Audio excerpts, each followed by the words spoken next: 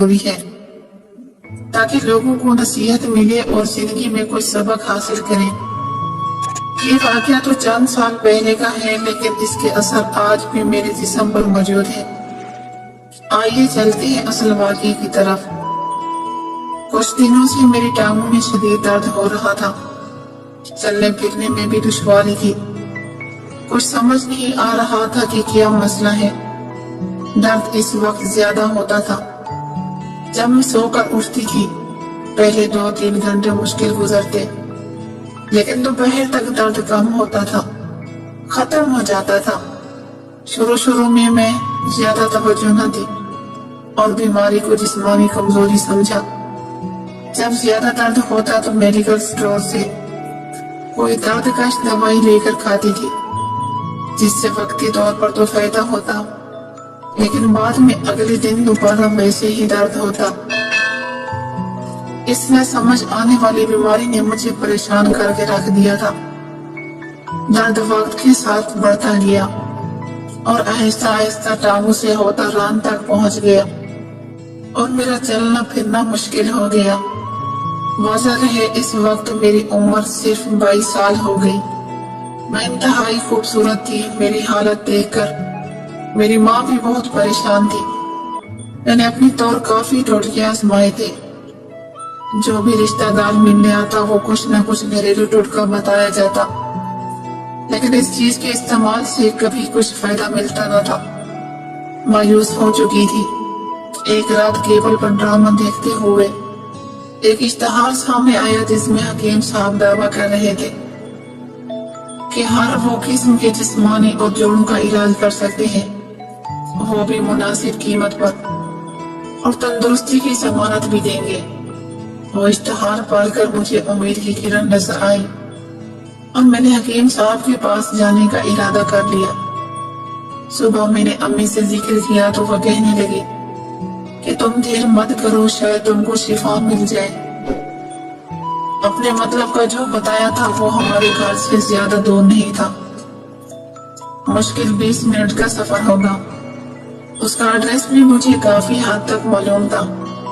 میں نے اس سے نمبر ملایا جو ٹی وی اسکرین سے نوٹ کیا تھا۔ دوسری طرف سے فوراً ہی فون اٹھا لیا گیا۔ میرے پوچھنے پر تصدیق ہو گئی، یہ حکیم اللہ وسیع کا مطلب ہے۔ میں نے اپنی بیماری کے بارے میں بتایا تو انہوں نے مجھے تسلی دیتے ہوئے کہا، حکیم صاحب کے نزدیک یہ معمولی مسئلہ ہے، آپ کل 12 بجے آ جائیں۔ حکیم صاحب بیٹھے ہوتے ہیں۔ میں نے شکریہ کیا۔ 7 صبح ہوئی تو باجی نے کہا، میرے ساتھ چلنے کی پیشکش کی، جو کہ میں نے قبول کر لی۔ ویسے بھی امی خود ٹھیک نہیں رہتی تھی۔ ہم نے رکشہ لیا اور ڈرائیور کو بتا کر بیٹھ گئی۔ بمشکل 20 منٹ بعد حکیم اللہ وسیع کا بڑا سائن بورڈ نظر آنے لگا۔ سیڑھیاں چڑھ کر اوپر چلی گئی، جہاں کاؤنٹر پر ایک شخص بیٹھا تھا۔ اس کو میں نے اپنا تعارف کروایا، اس کو فون کا حوالہ دیا۔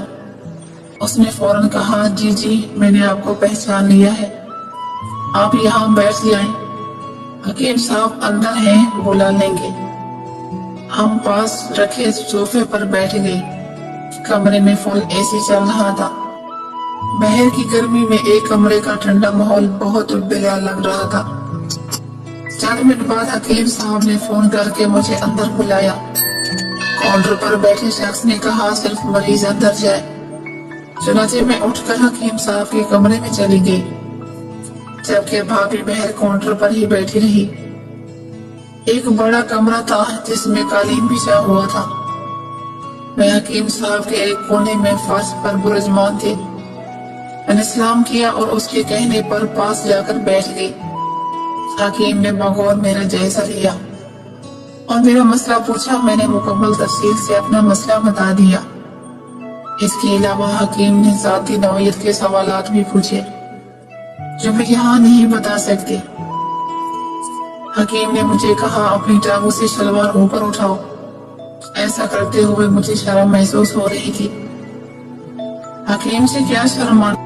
میری سڈول گوری ٹانگیں دیکھ کر حکیم کی آنکھوں میں ایک عجیب سی چمک آ گئی، جس سے میں نے نظر انداز کر دیا۔ حکیم نے ایک ڈبے سے جیلی نکالی और मेरी दोनों पंडियों की मालिश करने लगा। बज़ाहिर ये इलाज का हिस्सा था कि मुझे हकीम की हरकत से वाज़ेह शहवत महसूस होती नजर आ रही थी।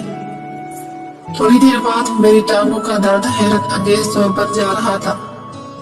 फिर उसने मुझे उल्टा लेटने को कहा। मैं नाचार उल्टा लेट गई।